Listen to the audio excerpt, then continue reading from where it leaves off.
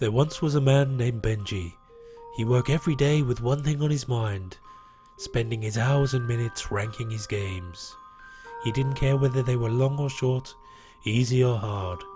And so here we sit at the edge of the world with Bhenji's top 100 games.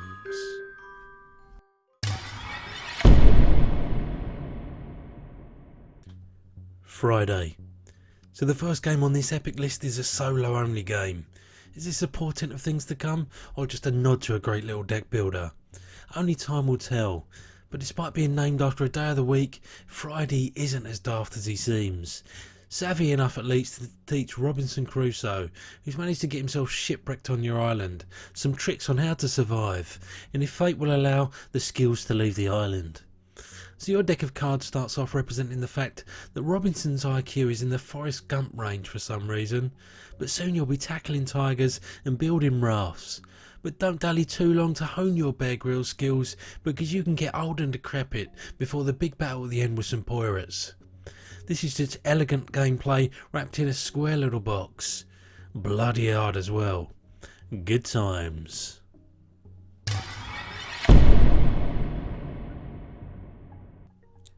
Cryptid. Following in the footsteps of the Loch Ness Monster and the Mechanical Yeti comes another elusive creature, but this time wrapped in a ball game. This is straight up deduction, where all players around the table have one key piece of information about the cryptid's location. So for example, they're one space away from a forest, or they're on a mountain space but only on Tuesdays and Sundays, that sort of thing. You then each take turns either guessing the correct location with the limited information you have, or asking one of the other explorers whether one of the spaces on the modular board could be the creature's hideout based on their clue. I'm still impressed every time when the clues all come together and result in a particular location. It feels a little bit like magic to me, and despite the amount of times I think I've nailed the location, failure is always grabbed from the jaws of imaginary victory. However, I still really enjoy this whenever it's at the table.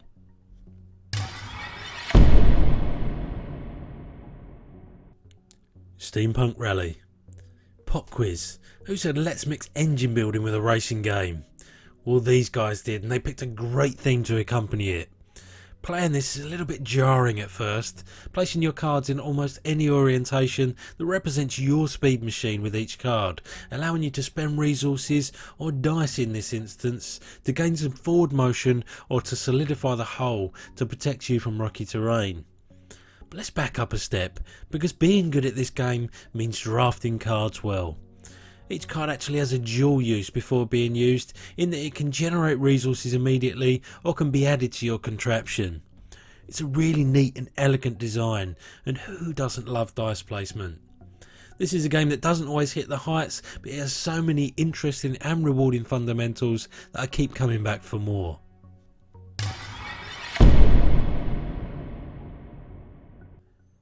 Call to adventure. Storytelling has a long and winding relationship with our hobby, integrating itself in all sorts of weird and wonderful ways. And so here we arrive at a game that does so, telling the story of great heroes and their deeds. Mechanically, it brings set collection to the table and eschews the familiar dice rolling with rune chucking, just to add that little bit more theme to proceedings. You really do have to put your role-playing hats on to fully appreciate what this has to offer by bleeding every inch of story from the cards you obtain throughout, because otherwise this can be construed as a fairly run-of-the-mill game. From my perspective though, I'm happy to put that little bit of effort in and reap the rewards. This is a game that has a deservedly solid reputation, is not groundbreaking but fills a niche nonetheless.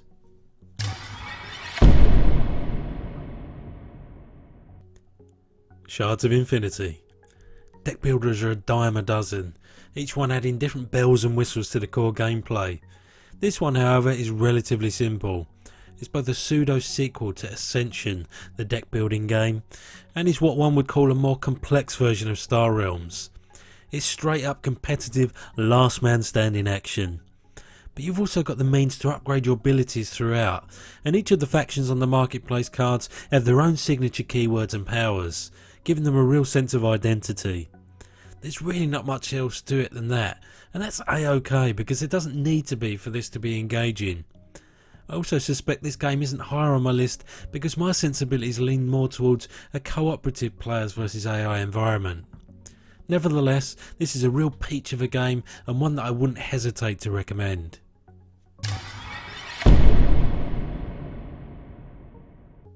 Sentinels in the Multiverse. Oh, fictional comic book universe, how much praise you deserve. It really is a sterling effort that was put forward to make this game so highly thematic. From the art style of each of the memorable superheroes and nefarious villains, through to the real sense that you're inhabiting a comic book as you play. But is there a game here that's worth your while? Well, one thing is that its cooperative nature really captures the us versus them and winning and losing as a team vibe. But as well as that, the phases work really well. It's not just you and the villains taking turns, there's also a staging ground that your battle takes place at. And that's going to bring some obstacles for you to overcome as well. Yes, this game has some bookkeeping to attend to, and the hero's powers can sometimes be a bit simple. But when a game brings so much rich theme to your experience and provides sound mechanical fundamentals on top, then this is a game that deserves its cult popularity.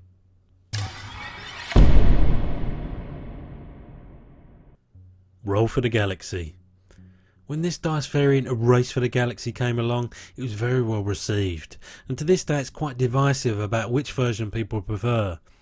My life is easy because I've never played Race, so here we are with a game that isn't the easiest to learn, in large part due to the iconography on all the dice and cards.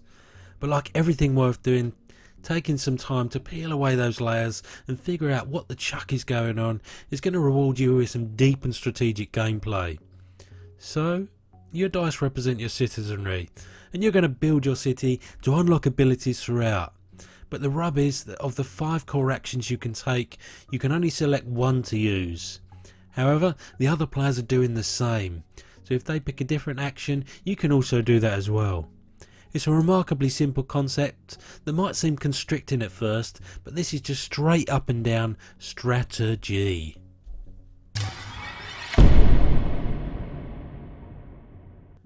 Seven Wonders Duel. Duel seems to be the buzzword nowadays, but this is one of the early ones, and boy does it distill the drafting goodness that its parent game Seven Wonders brought to the industry down to a 2-player game spectacularly. It becomes both the same game and a completely different one at the same time, with Mummy Wonders being more hand drafting and Baby W being table drafting. You'll also find more Take That in Duel, so this can work with both or either in your collection depending on your preferences and usual playgroup size. But what is the game, good sir? Well, it's a city builder, duh, where you either win by military means, scientific means, or just straight up points grabbing. And either way brings a different feel and play style each time you play. That's why I love it, that's why it's great, nothing more complicated than that.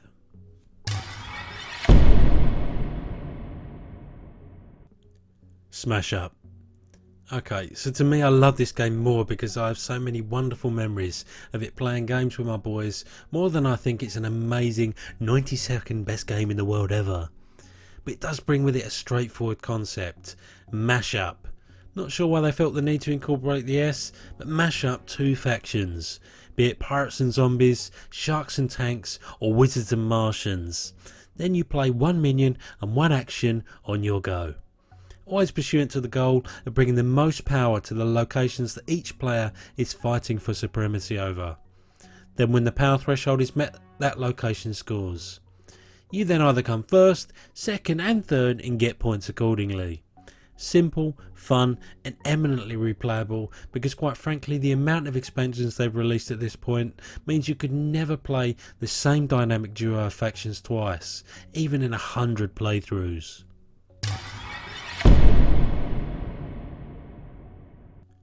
Silver and Gold. New to the list, and for that matter to the world, is a game so imaginatively titled it had to incorporate Tetris shapes to spice things up a bit. A flip and right by nature, there's so much to like about this simple concept and the way it's been executed. As players, you'll always have 2 treasure maps face up in front of you, and each go you're going to be given a shape to draw in the empty spaces on your maps. If you can't, you take a step backwards and you have to rub one of those cross spaces out. Your treasure maps are all dry wipe, and you really wouldn't tell the difference between them and normal playing cards. There's some synergies in there as well that reward you for completing treasure maps of a certain colour, and bonuses for collecting the coins that can be found on certain spaces. Just an all-round tidy, pleasurable game experience. I do hope you've enjoyed my choices so far. Stay tuned for the next 10 games on my list. This video has ended.